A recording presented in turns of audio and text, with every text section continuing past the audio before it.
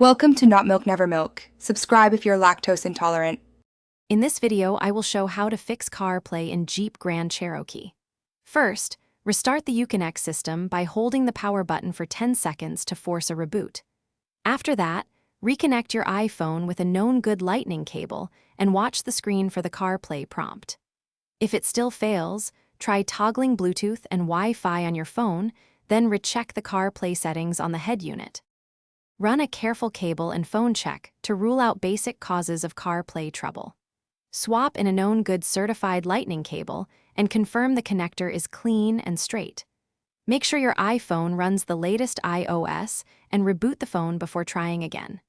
If the problem persists, test with a second iPhone so you can tell whether this is a phone issue or something inside the Jeep's Uconnect system. When basic fixes fail, inspect both Uconnect and phone settings for deeper conflicts. Check the Uconnect system menu for available firmware updates and install any recommended patches.